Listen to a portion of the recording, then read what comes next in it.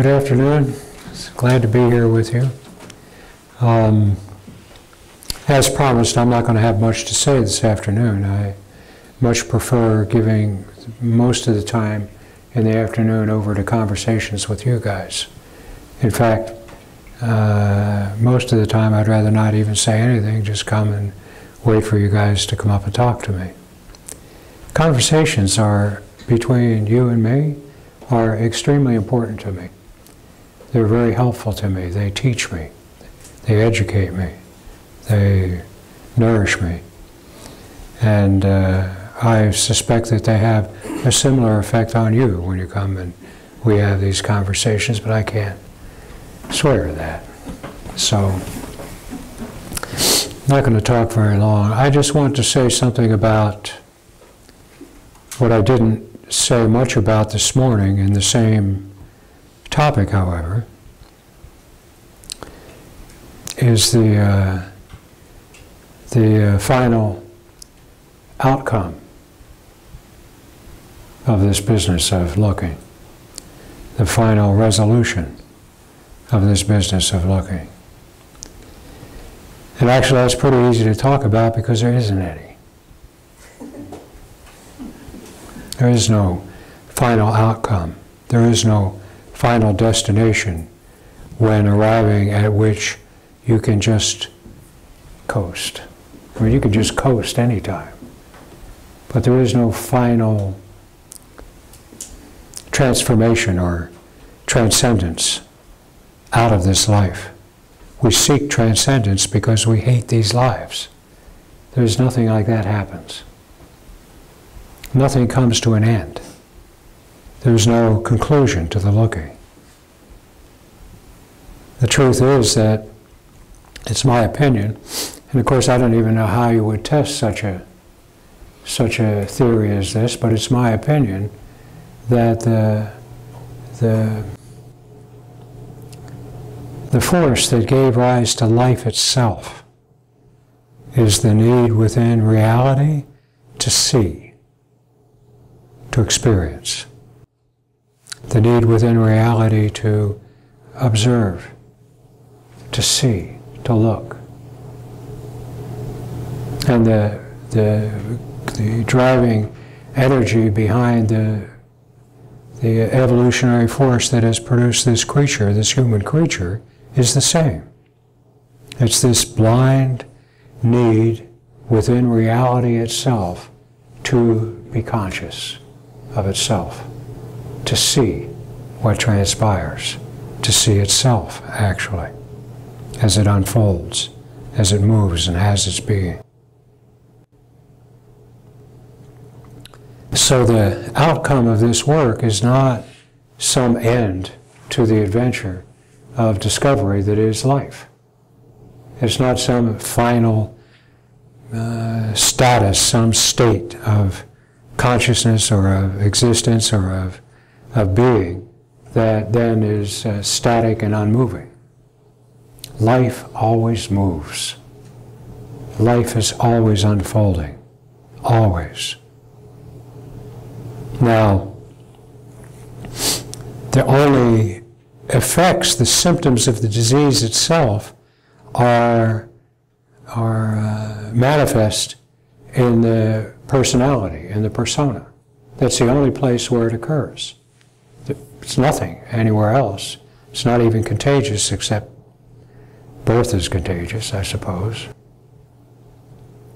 So the effects, the symptoms of the disease are the aspects and characteristics and traits and points of view and a general overall fearfulness and contraction that characterizes the persona itself, the personality, the character.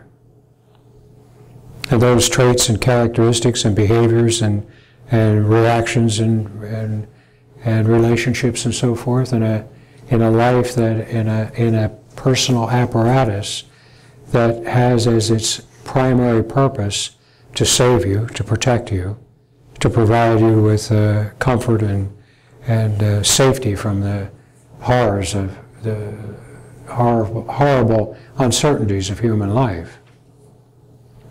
those kind of traits and characteristics and behavior patterns, they just kind of start disappearing.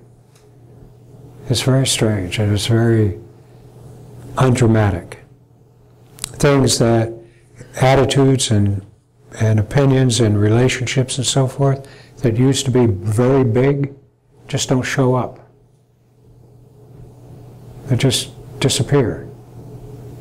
God knows where they go. I don't think they go anywhere, they just disappear. Poof. Oftentimes you don't notice them. I mean, you don't keep a catalog of your personality, of the traits and characteristics and relationships and prejudices and aspirations and desires and stuff that constitute your persona. You don't keep a catalog of it where you wake up in the morning and check off, oh yeah, there it is. Yeah, I hate those people, but I like those people. I want that and I don't want that. So often the case is that the effects of the breaking of the fever on the persona itself go unnoticed until the sheer size of them catches your attention. The sheer magnitude of the change in personality catches your attention. But there are many people that I know and that I have been with in this adventure for a long time who for a very long time continue to say nothing's happening, while an outside observer, i.e. me, sees really profound changes in the way they relate and in the way they live their lives and in the general sense of comfort and satisfaction that seems to be the case with them. So don't expect some major transformation that's suddenly going to wipe out all the confusion and clear everything up and turn you into a saint or an angel or an avatar or anything of the kind. But as these negative traits and aspects and points of view and relationships and I could go on a whole catalog of things that constitute the complicated mechanism that is a persona. But as those things that are useless and serve nothing other than the protection, your protection against a threat that doesn't exist, they just disappear. But new things begin to form, new ways of looking at things, new points of view, new assumptions, new relationships, new ways of looking at life begin to appear. The persona, which is your face, really, freed from the ridiculous requirement that it keep you safe from nothing, begins to take its actual intended purpose in this life. The purpose of providing a receiving apparatus. There's nothing to us, our consciousness, but reception. Nothing. That's all we do, really, is receive without resistance. And the lack of resistance to whatever it is that's coming and going within you is not noticed as some special characteristic or thing that has occurred where finally I am free and finally I am not a doer and finally I am this and that and the other thing. It's just natural. It's just your nature. So the outcome of this, there is no final outcome. The whole life exists only insofar as it sees, experiences, receives. That goes on for as long as the life goes on. That endless reception of sensation, experience, the parade of phenomena goes on as long as the life goes on, to be delighted in, to be wondered at, to be frightened by, to be hurt by, to be helped by. That all goes on forever, or at least for as long as you draw a breath. Because that's what life is. Life isn't an end to life. Life isn't an end or a smoothing out, a dumbing down of the experience of being alive. And in creatures with such complicated receptors, I guess you might say, like human beings, that adventure can be really dramatic and really interesting and really unexpected and really negative and really positive and really good and really bad. But it all comes and goes in you. And it all is reality itself, just being itself. So that is the result of this work. The result of this work is not a finishing of anything. If anything, it's a kind of beginning.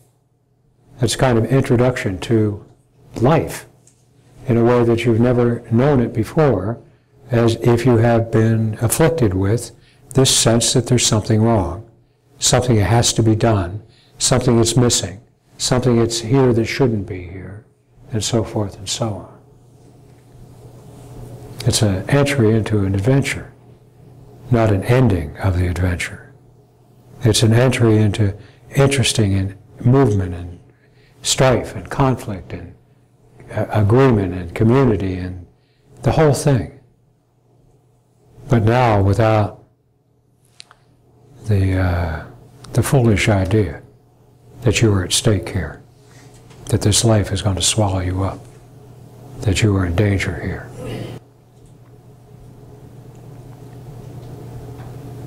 And I can tell you, again, from my best source of proof for this stuff, which is me, that the change in the persona actually can be quite remarkable without any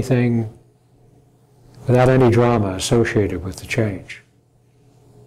And I am a living, breathing example of how remarkable the change in persona can be as a result of losing this silly little infection, this stupid little fever, this mistake, this misunderstanding.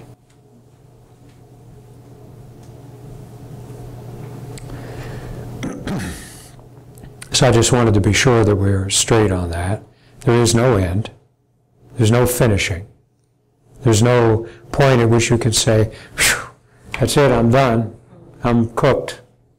I'm ready for heaven.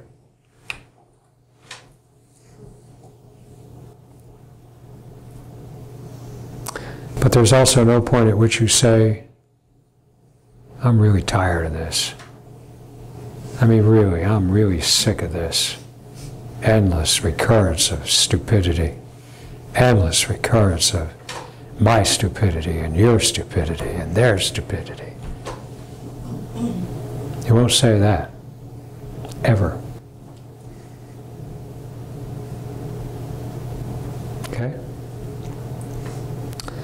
So now, the rest of the time this afternoon, whether it's 5 minutes or however long it is yours and mine, and anybody that wants to talk to me, I'm here to be with you, talking, conversing. I'll just wait now. Helen.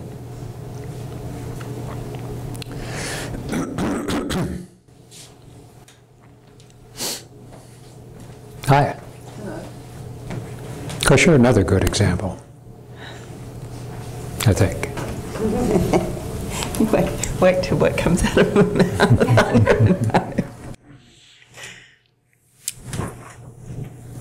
I wanted to make a report concerning that phrase that you, when you greeted me when I saw you when I first arrived, you said you're beautiful. And that's been the phrase that... I said that, huh? You said that to me. Good. Well, it was true. And I didn't lie. No.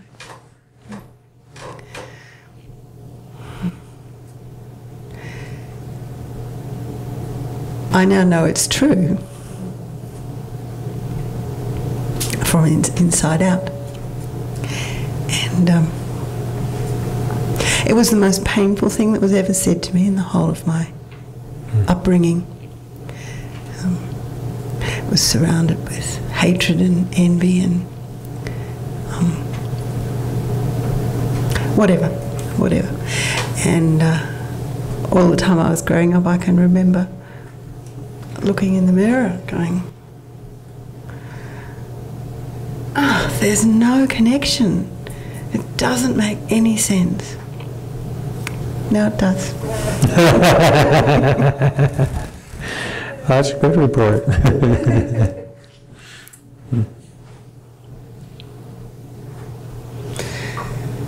I think that's why I'm alive. Why? Who knows why, but this incredible affirmation that life is beautiful.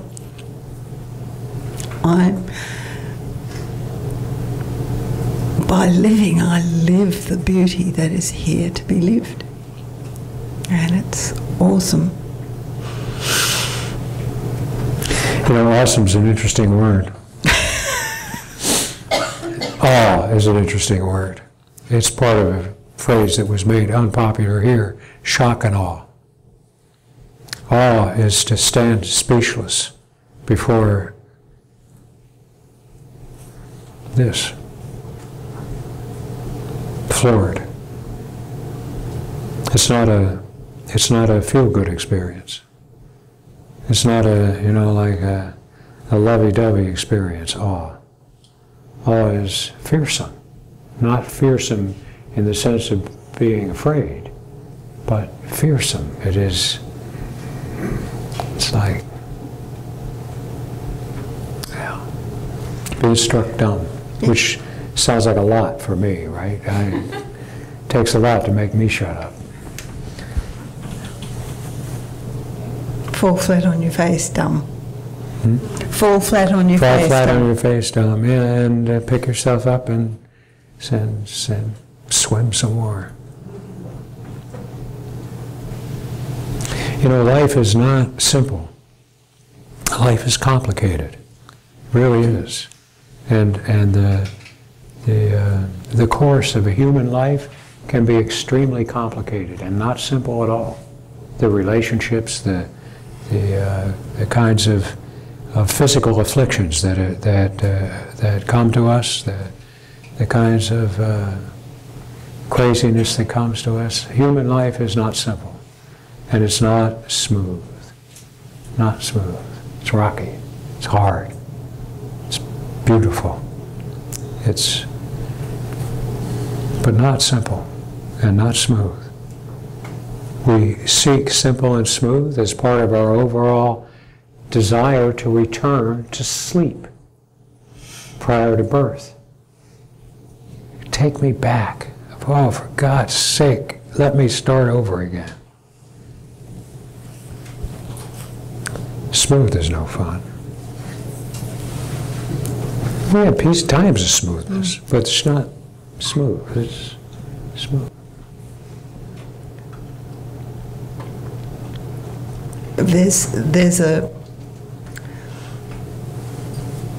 There's a few situations around in my life that are rocky, and what I notice is I front up to them. That's right. That's all. That's right. Just show up. That's right. I might then go home and cry or something, but that's all part of it. I mean, what I mean is I'm not. I know exactly what you mean, and this is an important thing to see because of our expectations about things, the expectations that we have taken on board from all of the spiritual mumbo jumbo that we have fallen so in love with. I say we, me too. We expect that trouble should depart. We expect that everything should be easy, that it should be a simple thing for me to do what I need to do and take care of things that I need to take care of. But it's not always the case. It's not simple. And sometimes you can't do the things that you want to do. You simply cannot do them. Some things come at you and you are powerless to prevent them or make them go away or avert them at all. And the pain can be big, and the loss can be huge. But you are undamaged by it. Actually, you're untouched by it. The drama and the pain and the terrible things that can come within the life don't touch you. They don't. They change the life. They change the structure of the persona, but they don't touch you. And when that sense of being on the line, at risk, at stake, neurotically fearful of your own life departs, then the hardness is just hardness. The difficulty is just difficulty. The good is just good. The bad is just bad. Just life. And I tell you that I wouldn't trade it for anything. I would no more go back to the days when I was comfortably numbed out with certainty about what was good and what was bad and what was real and what was not real. I wouldn't go back to that for all the tea in China. Now I know nothing. Nothing. You wouldn't go back to hearing the rocks sing? Wouldn't go back to being a rock. Is that what you said? No, I said to hearing the rocks sing. No, I wouldn't go back to that either. You wouldn't? No, never. No, I mean, if it takes me, it takes me, but I wouldn't choose it. All that time, you know, I don't know if you know what she's referring to. She's referring to a period in my life when I was enlightened. A year and a half when I had no sense of personality, no sense of person, no sense of being separate from anything. When I wrote that the rocks, the stones, sang silent arias to me. And all that time, when there was theoretically no person present, there was a great anxiety that masqueraded as bliss. A great certainty that this would pass, that masqueraded as bliss, as this cold fire of bliss. I wouldn't go back to that for nothing. I like being human. Really. I think it's a great gift, being human. The Buddhists say that the luck of the human birth, I talk about the Buddhists a lot, but I don't talk, I hope you don't misunderstand me that I think that there's something in Buddhism that will free you from your fear of life or your misery as a human being, because there really isn't. There are lots of things in Tibetan Buddhism that are quite beautiful and quite compellingly descriptive of reality. But it's not going to free you from anything. It's not going to bind you either. It's not going to hurt you at all. But there is a thing that is said within Buddhism that the luck of being born human, and this is an example of the kind of anachronistic weirdness that creeps into these things. God knows what they're talking about. But the luck of being born human is on a level of a sea turtle at the bottom of the ocean, rising up blindly and coming up within a ring of lotuses that's just floating aimlessly on the ocean. And what they mean by that is that almost nobody is to be born human. Almost nobody, really. You look at the mass of life that's out there, and how much of it is human is not much at all. It's incredibly lucky to be born human, incredibly lucky. We are in this corner of the cosmos, we are the leading edge of this urge in reality to see itself.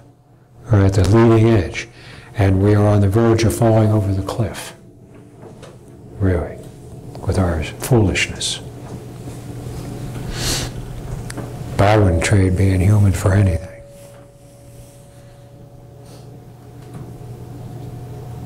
Would you? No. No. No. No. Again, awestruck by that phrase that you said, that the anxiety masqueraded as bliss. I mean, surely that's my name too. Yeah, it is. Okay. It's good to see you, Helen. I can't tell you. And the change in you is so obvious. I remember you. You weren't like this.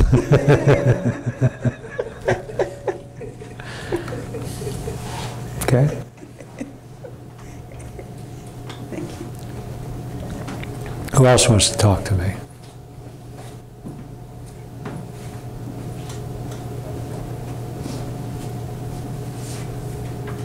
Sasha?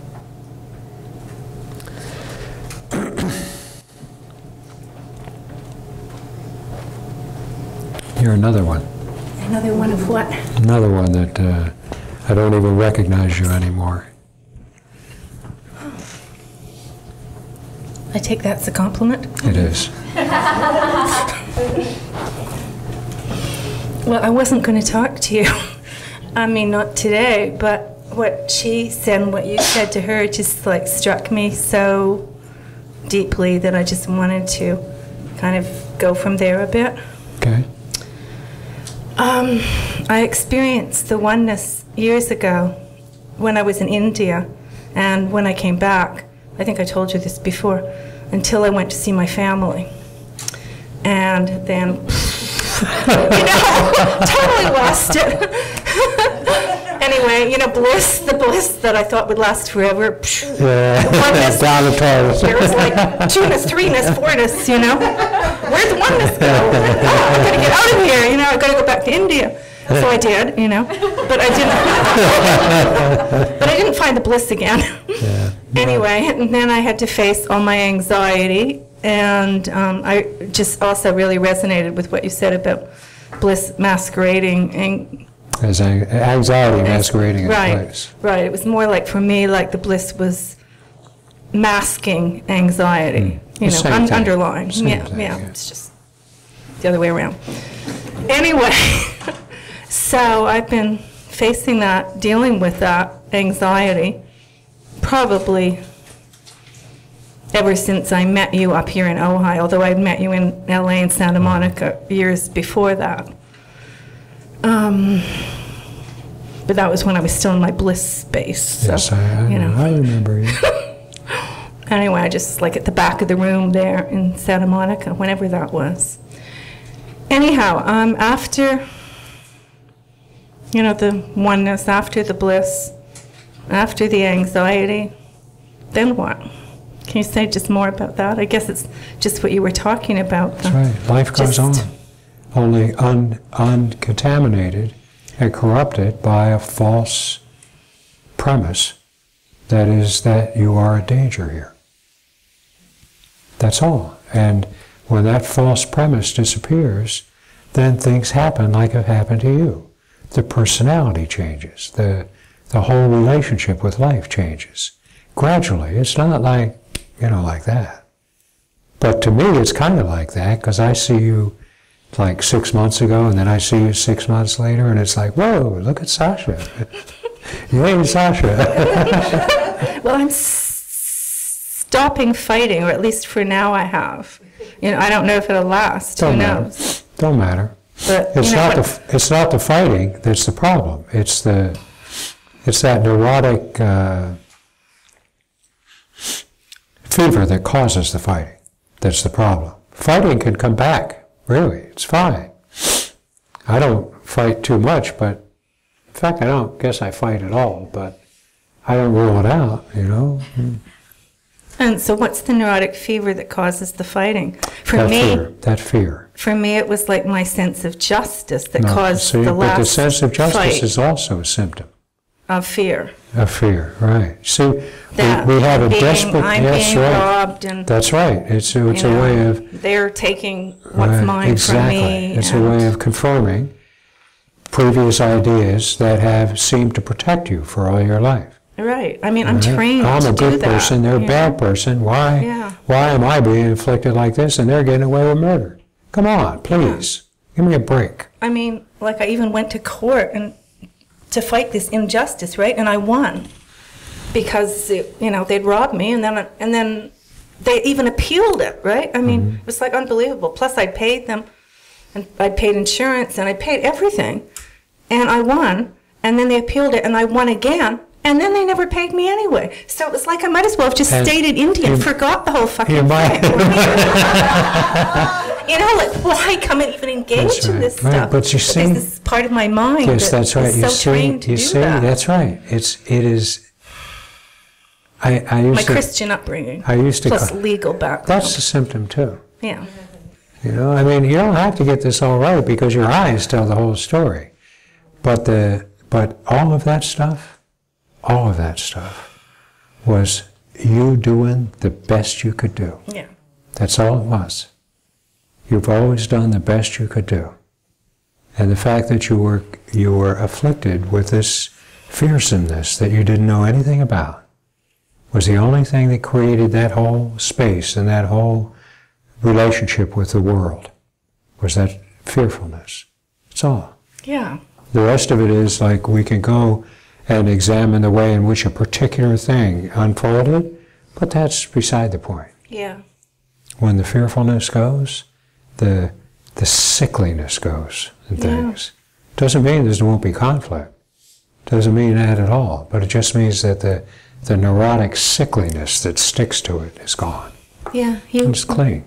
Speaking of fear, you really hit the nail on the head. Yeah. And I've told you before about that. Yeah. That I faced a fear here that went back to my very early childhood that I didn't even know about. That's right. Fear that I'd be killed because they threatened to kill me. That's right. And that was like driving my whole life without me even knowing it. And actually it came even sooner than that. Before my childhood? Before your childhood. You mean from the birth. past life where I got killed a number of times by the same people? Birth. Forget past lives. One life. This life's enough. I agree, The fear came at birth. Okay? The fear came at birth. It was really exacerbated by the experiences you had in your childhood. It was confirmed by the experiences you had in your childhood. Mm-hmm. That fear of life that appeared at birth, you met these experiences in your childhood that beat you up and beat you up and beat you up, and that just confirmed that fear was rational when it never was. So what's the fear at birth? Do we all have it? The fear of life, yes. It's the fear of life. Like we know what's coming and we go, oh my God? We don't know. Listen. Maybe if we've looked many times before, we do know. Have you ever woke up in the middle of the night and not known who you were? No, but sometimes when I'm driving, I forget where I am and I go, oh my gosh, I'm in my car, where am I? That happens to me a lot. Listen, here's what happens at birth, I think. I'm not an avatar or anything, so anything I say is my opinion about things. It's not the word of God, okay? That's okay. I spent 13 years with an avatar. Okay, I'm no avatar. And I left him, yeah. What I think happens at birth is this. And I don't mean necessarily at physical birth. It could happen sooner than that. It could happen a little later than that. But at the birth of self-consciousness, at the moment when there is a realization that I am here, I am. And it is a mute and unspoken, and there is no language or experience whatsoever to actually call it that. It's just, I'm here. I'm here. And that occurs as we enter this world that is wild, that's full of sensation and movement and color and sound and touch and cold and hot and thirst and hunger. And we don't even have words for any of that. It's just this wild bombardment of sensation that we have no way of handling or understanding or relating to. So our reaction, obviously, is to shrink, is to contract, and to get a little bit of fear between us and that wildness. And that's the disease. And that disease can be exacerbated by experience. It can be kind of, eased by experience, but the disease stays until it goes. So it's fear of life. Fear of life. Just fear of life. That's right, fear of life. And what makes it go? Looking at you, what you have done. looking at you makes it go. It's medicine. So just facing it basically makes it go. Not facing the fear. You may face the fear, the subsequent fears, right? And to good effect, once the primal fear is gone. It's not facing the fear itself, it's facing you, which is so, you are so self-evidently not capable of being hurt and not capable of being helped, that just the touch of that with the beam of your consciousness begins to cure the disease, begins to take away the whole premise that causes your persona to become twisted and angry and protective. And, so self-awareness of a consciousness of who we are is what makes the fear go, you're saying. Touching your nature. I am very reluctant to use those kind of terms because they're loaded, Sasha, because those terms are used everywhere you go. And everywhere you go, nothing at all that we hear does any good. But we have ideas in our head that we cannot divest ourselves of about what those terms mean and what they relate to. It's much better not to try to explain anything about this, but just live. So you're saying just touching who you are makes the fear go. That's right. Cures the disease. Okay. Thank you. And look at you. You don't even have to know what happened. You really don't. That's optional. Okay? Okay. Thanks. Good to see you. Good to see you. Okay.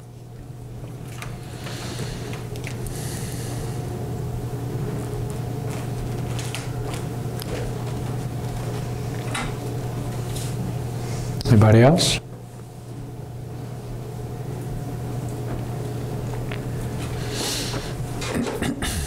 Yes, Joanne?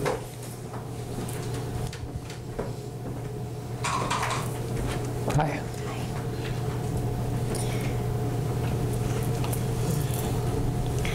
It's good to be here. It's good to see you here. So, I just shared briefly with you last night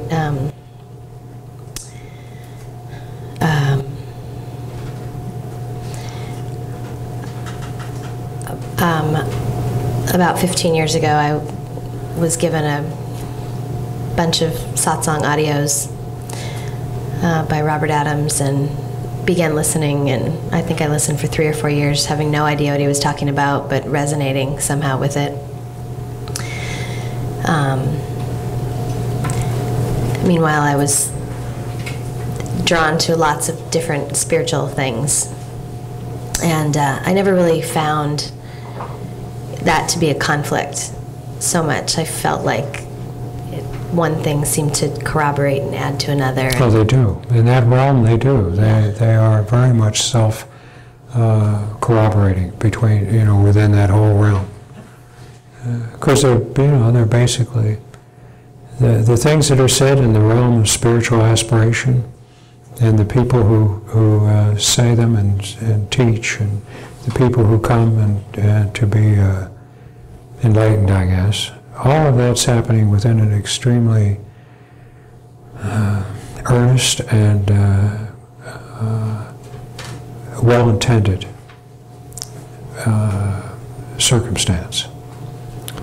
By and large, I suppose there are charlatans in any realm of human endeavor, but for the most part, that whole realm of satsang in the Western world is made up of people who are honest and earnest and wanting to help or wanting to be helped. It just so happens that the viewpoint that informs that work and that way of looking at things is false.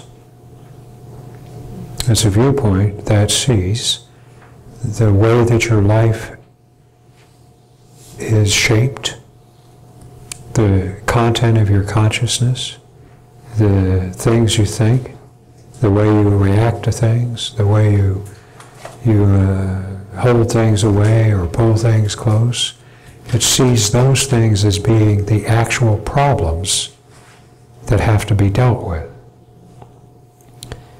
And which is a natural thing to think. Just like you were, I don't think I talked about it last night, you weren't here this morning, but just like for tens of thousands of years, it was obvious to anybody with eyes that the earth was the center of the universe.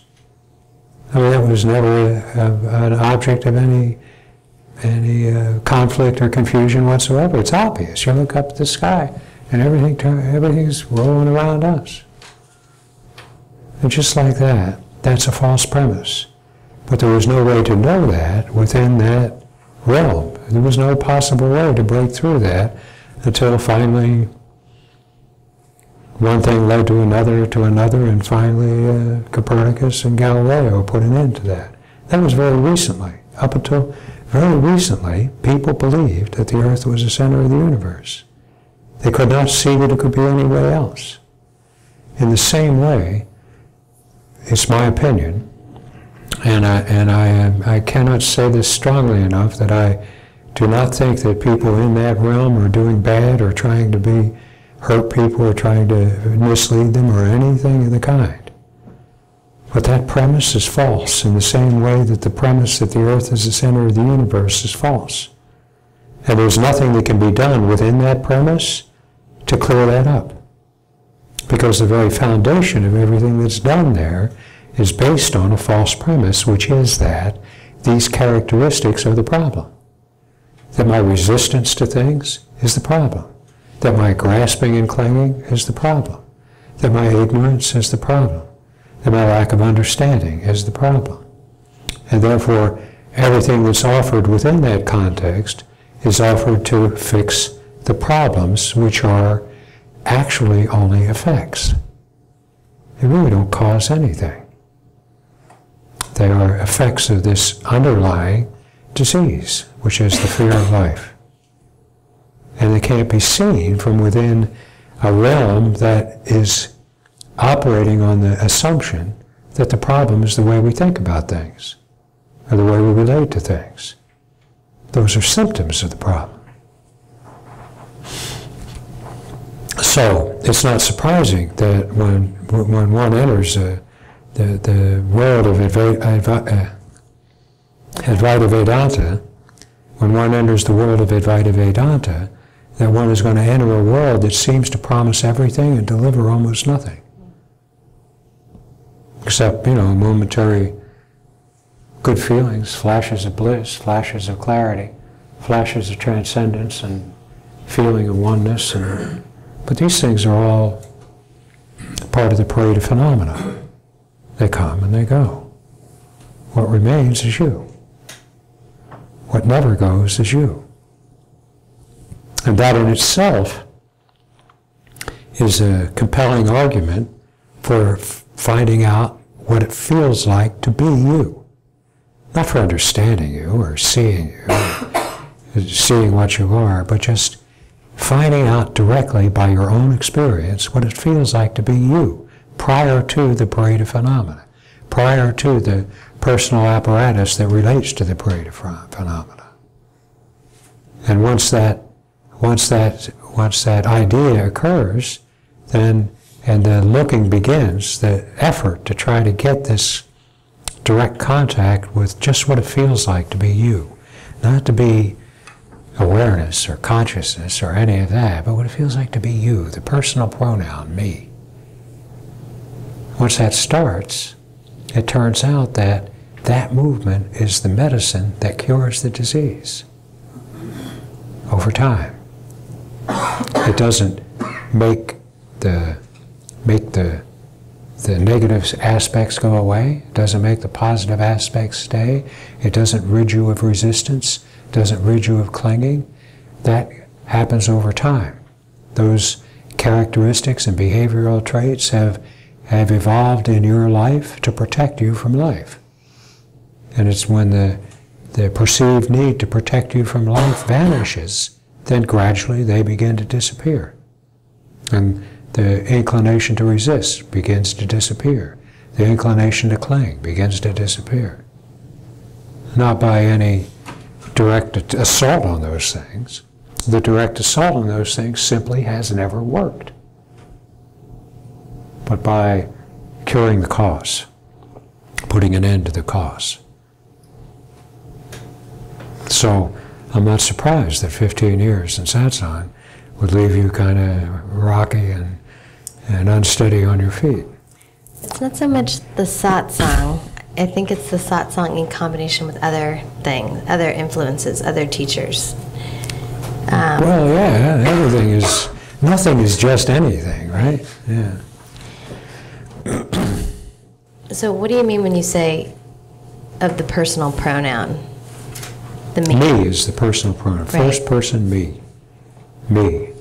That's in order, and I say that because that's the closest name I can get for you. This is the same as you, only from a different point of view. What's the difference between seeing what it feels like to just be here? Is that different or the same? It's actually the same, but not. It seems that the intent, it really seems this way from the years that we've been doing this. It seems that the intent to have the direct experience of your own nature is critical. It's not critical that you actually know that you succeed, interestingly, because it happens so quickly. So when you say me, that feels different than my own nature. No, me is your own nature. Okay. Yeah. Okay. That's the best name for it. It leads you straight to the source. Okay. I think what seems confusing is when I hear, that doesn't seem confusing at all to me. That seems great. What seems confusing is when I hear people or teachers say, there's this potential in you that wants to be born. Yeah. Like, there's something in you that wants to come into full expression.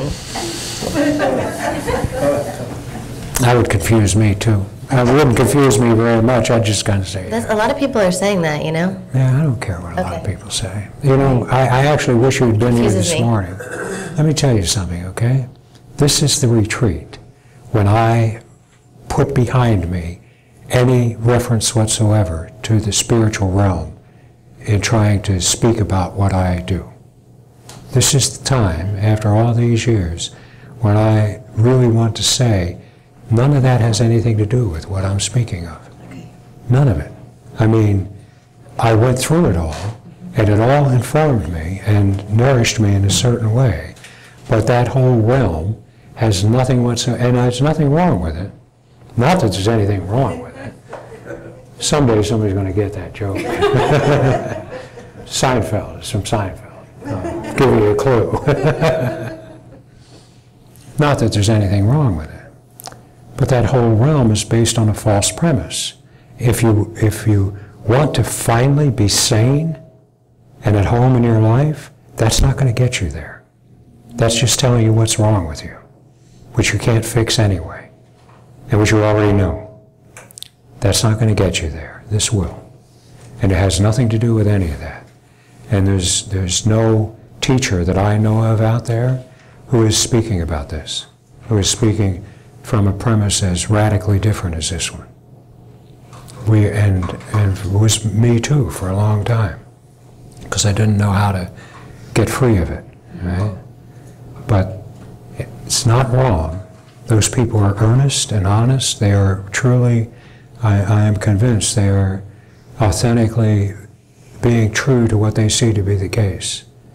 But I also see very clearly that no one ever has been fixed by those means. There are a very few people in history who have stumbled onto the natural state, stumbled onto it. Maybe some of them, like me, in the course of a difficult spiritual adventure, right? But never have those things.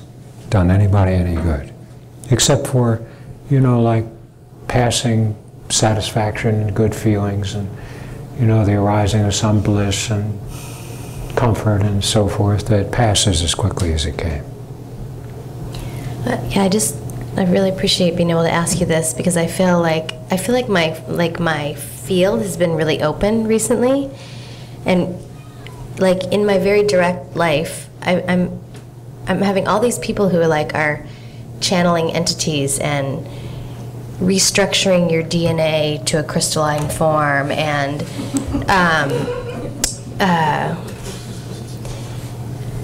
talking about changing the interface, and you're creator and you can make anything happen and you can make things move and you can, you know, all these things.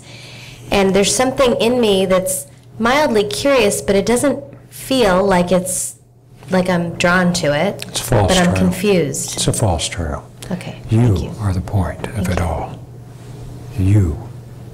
And the true fact of the matter is that no one, not me, not anyone else, can do for you what needs to be done, which is very simple, which is to see if you cannot get the direct, immediate experience of you beneath all the parade of phenomena, just for 1/10 of a second. That's all. And nobody can do that for you, and nobody can tell you how to do it. And there is no amount of cajoling or sweet talk that can possibly talk you into having done it if you haven't done it. You're much more likely to think you haven't done it than you are to fall for some, you know, trick bag that says, oh yeah, I'm all enlightened now, like me. I used to be like that. I don't understand chakras are all why they aligned. seem so certain, and I feel so doubtful. It's okay. Okay. Doubt's not a problem. And they seem so even, and I feel so. They do. Yeah. Yeah, well, that's okay. Okay. That doesn't matter. That doesn't matter. They seem to be happy and smiling, and I seem to be crying and emotional, and. Yeah, well. Oh, well. Oh, well. Okay. You look for you. Okay? Okay. You are here. You're never absent. You are absolutely aware of yourself, even though you don't know it. You're absolutely aware of yourself. And all it takes is for you to take the effort, which of course is a really dirty word in some circles, is to make the effort to try to bring the beam of your attention to touch yourself. Just you. And I promise you, if you try that, you will succeed. And the outcome of it will be, as I spoke of this afternoon, but not predictable and not smooth and not like, Now I have little kids. It's never like that. Yeah. Okay. Yeah. Okay. Thank you. And stay in touch. I will. And we'll talk again maybe before the retreat's over. Boy, I'm going to be drummed out of the spiritual teacher corps after this video hits the airways. Hallelujah. I really want to be clear, though, that I have no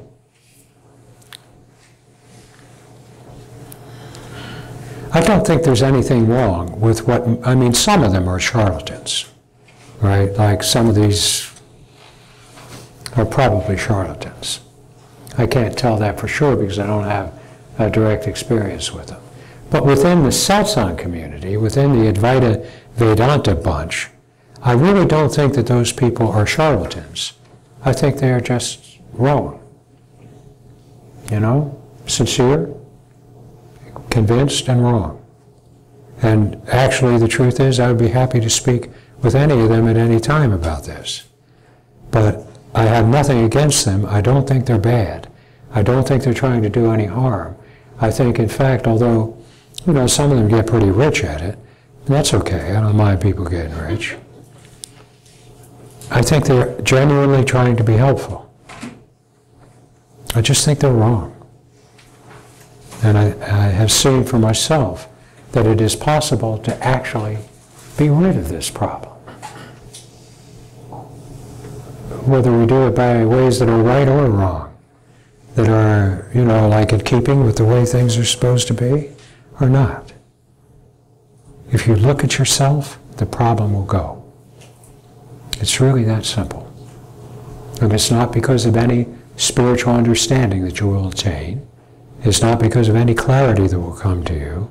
It's not because of any new way of seeing things or understanding things or relating to things. It's because that the fear of life will depart. This niggling little fear of life that's constantly murmuring in the background will depart. What happens after that? You're on your own then. Mike? Now I forgot what I was going to say. That happens to me all the time. I think I wrote in my notebook that the spiritual world is flat. Black. Flat, no flat. Flat, yes, it is flat. Yeah, I like that one. The difference in my life since I've known you has been very subtle. I woke in the middle of the night last night. I was camping by the lake, and there were, I think it was a pack of coyotes, all howling within like 20 feet of my tent. Wow. And in the middle of the night, and I got up a little bit afraid, like, oh my God, I hope they don't eat me. And then, well, maybe they will, maybe they won't. I fell back to sleep, But honestly, years ago, I would have been like, where's my gun? Oh, I got to get up. I got to do something, get a crowbar and kill something, So it was different. And then... Just a little bit. So when I was thinking about driving here, and I was trying to plan on, because I come from Flagstaff, and I was trying to plan on trying to avoid LA, the 101, at a certain time, and I felt the normal kind of angst about that a little bit. And then I got a GPS from my brother, and I figured if I get up early enough, I'll get past it. And it took me a different way. It took me up 18, and I got into this city of, shopping extravaganza and lights every... Maybe. What was that? Moore Park, maybe? I think something. I can't remember. And I was like, part of me was like, no, what am I? It's going to take forever to get there this way. I drove through it, and then I got on this road that was really kind of cool. It was 55, and I was going 65, and a couple people passed me, so I followed them. And we were going about 80, and I have like an 85 Honda Civic. It was geared for 1985, and it's like, zzz. And there was these whoops in the road, and I was kind of coffee-jagged and worried about getting here still, those normal human things.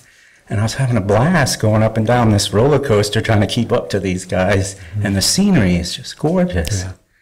And then I came down 150 through the switchbacks that way. Yeah. And I was just blown away. I know exactly how it took you. You got to be careful of these GPSs. They will try to take you on the shortest route. Yeah. And you have to set them to take you on the fastest route. Exactly. It took me a long time. And sometimes they still will get, kind of... rebellious and try to take you on the shortest route. Yeah, it did take me hours anyway. Yeah, it took me longer, but it was still. Yeah. I just noticed that I have a lot more time to be curious about life. Yes, right. And the difference is subtle, but it's really sweet. Yes. There's a couple other things I wanted to say about that. I remember. Like when I came in touch with like Eckhart Tolle's stuff, oh, holy cool, he sat on a park bench for 2 years, years, and then I read that, and I was always like, is it now yet? You know what I mean? I'm trying to be now, and all that. I really like that you. I like listening to the evolution of or devolution of your speech, because I'm kind of myself, starting when I was 16, I think my best friend died in a car accident, and a bunch of my friends died drunk, stupid stuff, and I started going to AA and stuff like that, and bingo, you know, the spiritual journey began. Yes, there it is. Yeah. And it was somewhat open-ended, and up until about 2 years ago, I didn't want to be alive anymore. Even the meds, everything that I had tried did not work. And now what you said earlier about life sucks or something like that, it doesn't even register. You know, so I figured I would come and at least report that, you know. That's good. Life is really sweet. That's good. I like hearing it over and over again because it registers, and then it goes away, and it registers again. And then... We should get some hymns. Hymns? I have a guitar with me, I'll bring it and sing. But there's... Just joking, just joking. But there's other things like I still have some heroes, like Thoreau. I still like reading some of his. I have these letters that he wrote to a friend. And it's not like, oh, I have to be like him and go live in the woods anymore. Right. But he wrote this thing I read recently where to his friend, he's like, it's really cool that we can be here, you and I, and converse and do all these things when there's so little of us anywhere. And he talked to himself about, called himself identified himself as a dash of vapor. You know, years ago, I would try to, okay, I got to be a dash of vapor. You know, but now I just enjoy being me. And I have those moments. I mean, what can you say about that? You know, it's just the, you know, it's like this apparatus has taken a long time to get itself together to the point where you didn't even want to live anymore. It's not going to disappear, all of its parts, overnight. Right. You know, the aspects and characteristics, they'll show up unexpectedly. They still show up for me unexpectedly, and but they don't have any charge to them. Exactly. It's just like, oh, wow, look at that. I didn't know that was there just still. Yeah. And it seems too like things are unfolding like they should. Like my relationship even with the groups, like the spiritual groups. Like last year I remember I used to go to these groups to get blissed out with all my friends. Let's go get blissed out, you know. And I remember a guy saying that in one of these get-togethers, oh, life sucks and there's so much pain and misery in the world and I can't wait to get blissed out tonight at this meditation thing we were doing.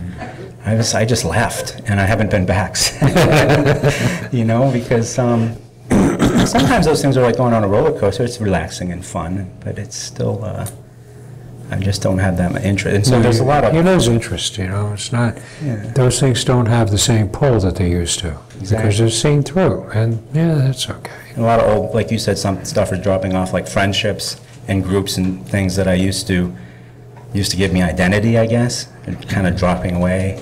And so this feels a little empty and awkward.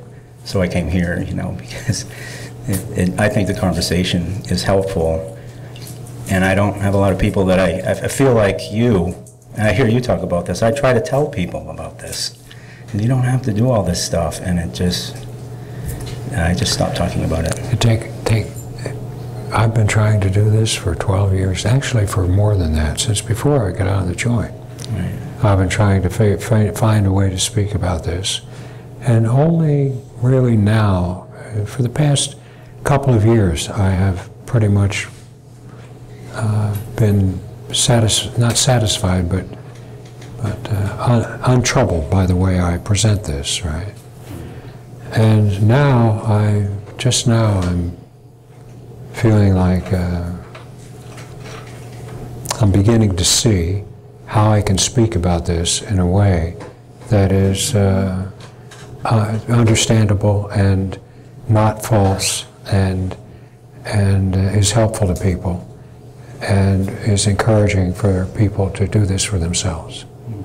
It takes a long time because we have the language that we have. We have the understandings that we have. We have nothing to work with except the symptoms of the disease, really. So it's not surprising that we would have a hard time talking about life post-disease when all we have to talk with is the disease itself, its symptoms. Right. You know, but it takes time. Yeah.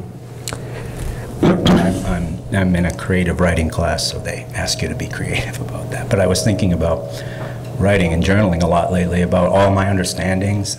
And I got this thought of this dusty sign in the Mojave Desert pointing to the tip of an iceberg in the Antarctic. You know, it's kind of like all these understandings I used to believe, the beliefs and all this. You know, God, I have to be somebody, and it's so different now. It's like amazing to be alive. It really is glorious just to be here. It is, and I'll tell you something else about understanding. The thing about understanding is that it really is kind of the death of insight. You know, it's where insight goes to be buried. You see things very clearly. Things speak for themselves very clearly. And the moment we try to grab a hold of them with understanding, with metaphors and words and stuff like that, we're dumbing them down. And they're no longer what they were. And then we owe this allegiance to this understanding, which itself was nothing, and we think has given us such a great gift, so we have to keep it up. And after a while, it just becomes part of the furniture, so that when you're talking about something, you just point to that part of the furniture, although it no longer has any reference to anything at all. Whereas that's why I really don't try, and I hope I can get to the point where I never try to describe to people what life is like. Exactly. Because life speaks for itself. Reality speaks for itself. When we look at reality, it's absolutely self-evident. There's no confusion about it whatsoever. It's here. If I try to speak about it, to turn it into words, to turn it into concepts, then it's not that anymore. It's just some thing that I am creating within my own, and it's okay, you know, but it has no relation to the reality that I am trying to say something about. Reality speaks for itself. It doesn't need me for a spokesman. I don't need to be reality's lawyer, pleading reality's case before you. My role is to encourage in everyone I speak to a really radical self-reliance that doesn't depend on anything except your own capacity to move your own attention in contact with your own self, your own nature. And nobody can do that, and no understanding is going to help you with that. Understanding is going to pull you away from it. And, well, is this it? Is it? I'm doing, oh, is that what it was that I'm supposed to do? I know, I understand. Is this what it is? You know, this is bare bones, naked, you and you. Nothing else. And I can beg you and encourage you as I do, and apparently I have some success in this, but I can't do this for you, and I can't tell you how to do it even. God knows I try from time to time, give you hints and ideas, but really nobody can tell you. I can't tell you how I did it, much less how you were going to do it. I can tell you the things that I was doing when it occurred, but that's not what I did, those things. The trying to kill off ego, the sitting on the bunks, chanting die, die, the looking for the I thought, all of that stuff, that's not what I did. That was what happened while I was trying to do something less than that. Well, I think it's hard for me to put that in words, but I kind of got a glimpse of that idea that this life lives itself. Yeah, life lives itself. It's really the case. And I struggled with it, you know, I mean, for years on and off. I think it was helpful to be at the end of my understanding rope, because I knew a lot of stuff. Yeah. Yeah. And that got me nowhere. And that's true. A lot of what you say is true. So I appreciate your work. I really do, both of you. Thank you. I'm very happy. I'm grateful for your appreciation. I am. All right. Thanks. Okay, Mike.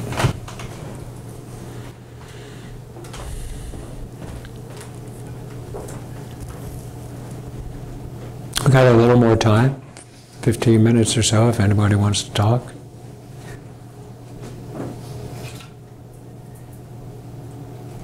Yes, please. Dinka.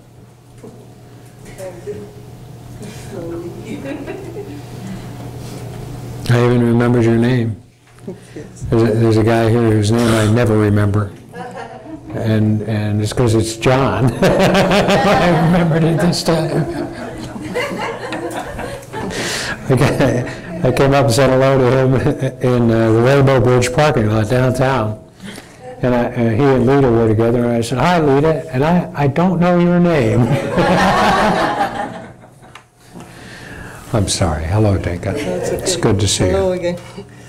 Well, I will admit, I'm sitting there and boiling while you're saying these things. Well, Is that a good thing or a bad thing? The boiling. Bad. That's good.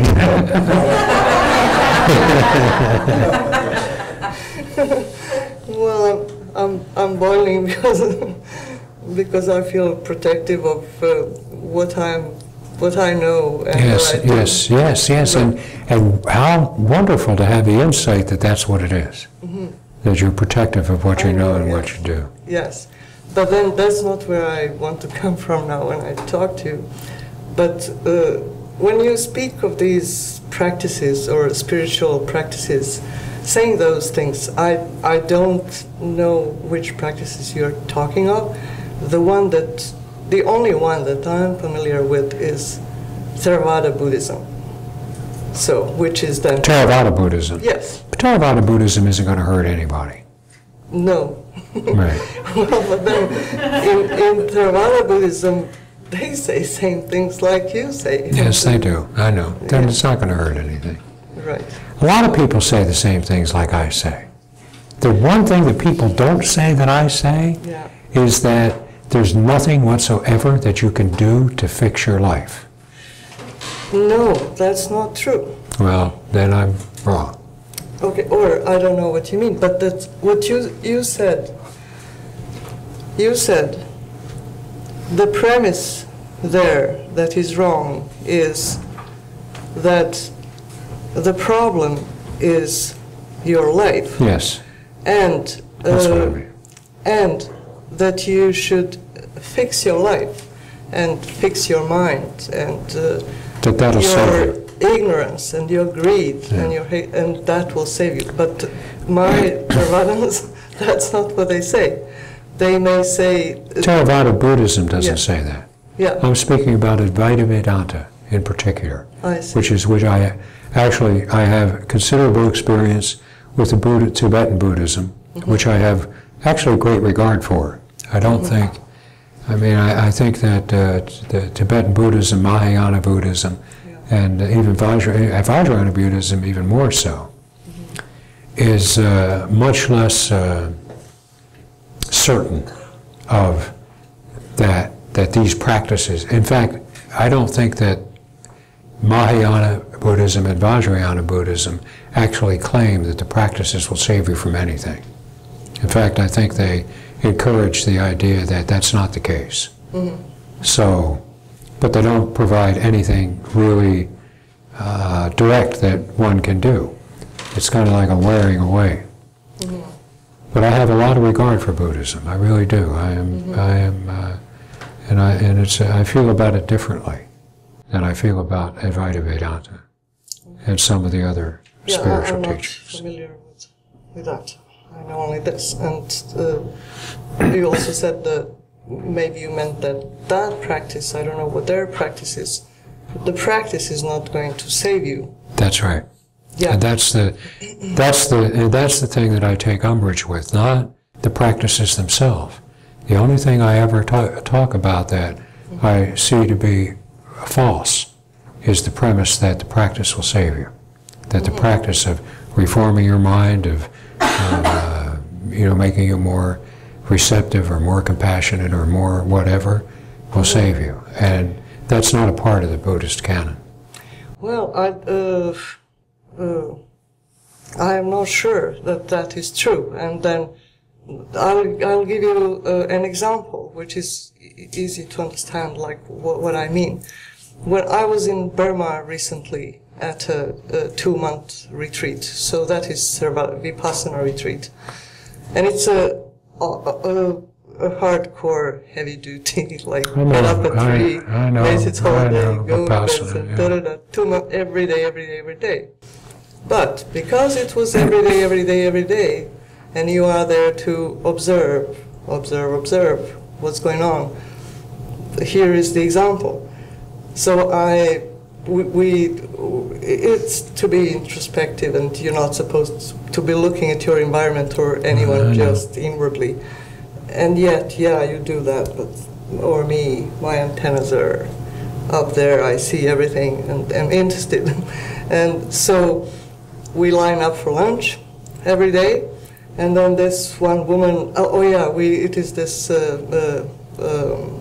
Mahasi method, so we move very slowly all the time. So it all looks like a big theater. And so it really gets on my nerves how she walks, and does she have to walk like that? And Probably gets on her nerves with you too. And, There's probably true for her too. yeah, maybe. There's no reason for you to think that you're the only bad one. What there. I'm getting at is so. Yeah, so tomorrow she gets on my nerves again, and every day, that's the misery of our life, right? And then I'm thinking, Jesus, like, why are you looking? I'm talking to myself. Why are you looking? Like, I'm making myself miserable over somebody there walking a certain way. And I see the pattern, I see what's going on, I see my ignorance, I see everything, and I can't help it. That's right. She still gets on my nerves. That's right. But then, this is not the end of the story. So it goes on like that. Like rationally, I really can't help myself. But I'm watching it, and I'm just watching it, and then it drops. And it drops when, so to speak, I don't know good words for it. I understood it emotionally, and it dropped. Well, And does it stay dropped? And it is practice that helps. Yes, it is precious. Does it stay dropped? Does it stay like that? Well, no. No. Then it was, okay, next. Yeah. Like Right. Right. But then towards the end of the retreat, it's dropped altogether. It did. And it's still gone? No. No. You can't just dismiss it like that because... I'm not trying to dismiss it. I'm trying to get clarified. Yes. It dropped altogether to the point where I had that experience that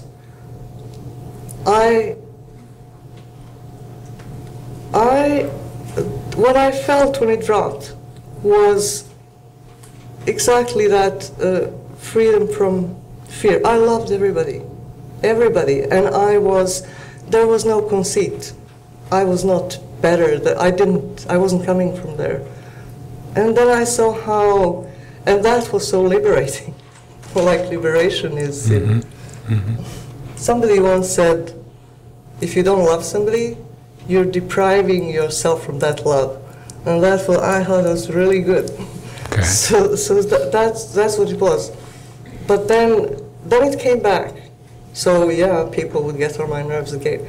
But there is that reference, and that's where I'm. I don't trust so much my. It's. May I say it's better? I'm not that taken by my emotion to the same extent. And then I would have reasons to believe that, yeah, if I practiced more like that, I would be freed of that. Well, there's no way I can or want to dissuade you of that view. That view is beside the point to me. The view that that since it felt so good at that time, and it's still better than it used to be, that maybe if I continue on that path, everything will settle itself and be resolved. To me, that's beside the point. The fact that it felt so good is beside the point to me. It is, and it's an interesting thing here because, that I want to get to really clearly.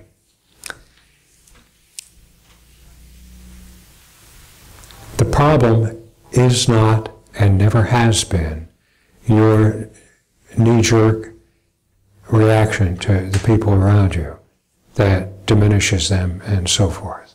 This is what I say. That's not the problem.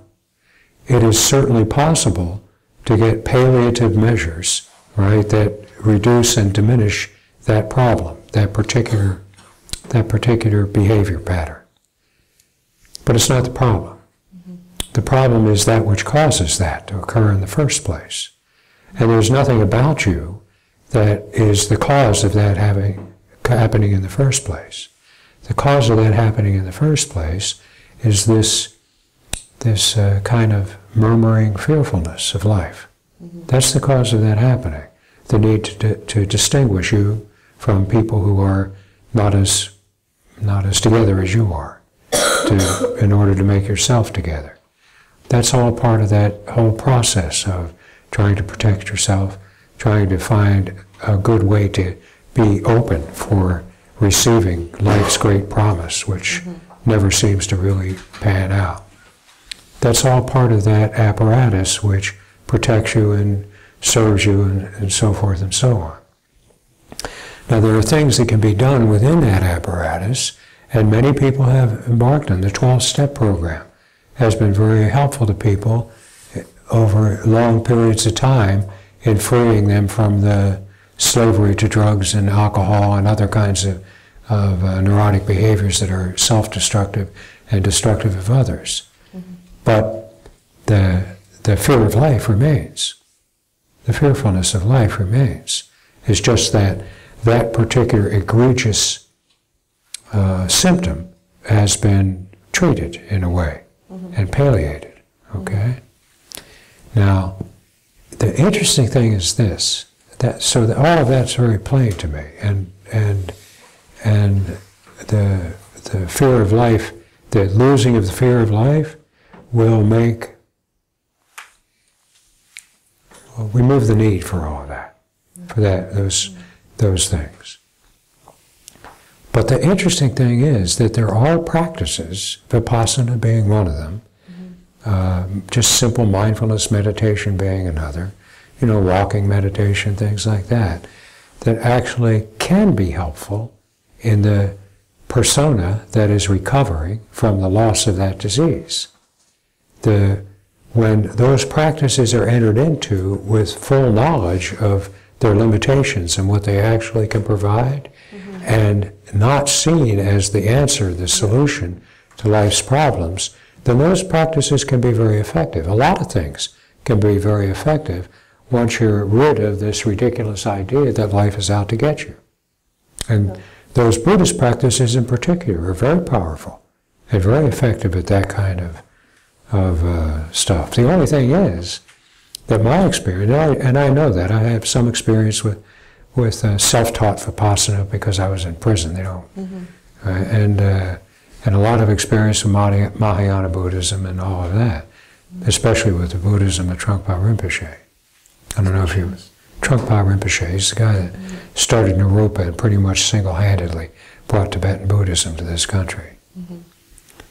He was a strange character, kind of weird, complicated, but so familiar with all of that. And it can be helpful. It can even be helpful during the period when you're trying to get over this disease. But what happened to me, and I saw this for some time, right? And I actually I have on occasion indulged in a little bit of mindfulness meditation and stuff like that. But what happens is that once the fear of life goes and the symptoms begin dropping off, the perceived need to do anything about them also kind of vanishes. Because it's plain that they're really not doing any harm. They're just things, part of the parade of phenomena. So on the one hand, those things can be helpful to the person who is recovering from this disease. But on the other hand, once you're on the road to recovery, You say, well, why take an aspirin? I don't have a fever anymore. Right, yeah. So, Yeah, okay, I understand. I was just a little worried. That yeah, I'm not, all practice. no, and it's not even all of Advaita Vedanta. Advaita Vedanta is a special case, but there are some practices that have arisen within it that can be helpful in the post-enlightenment stage of the recovery, right? But never any help in actually settling the problem, actually solving, finishing once and for all. Yes, especially when you were talking about bliss, you know, and especially in Burma, people would come to teachers blissed out. They wouldn't even listen to them like that. Right, yeah. Don't. They're just there for the bliss. Hit me, mama. Well, thank you. Thank you very much. It's a pleasure talking to you, Tinka. Thanks. Okay, that's it. We're going to wrap it up. I guess there are some of you that I'm going to see tonight, and the rest of you I'll see tomorrow. God willing, if the creek don't rise.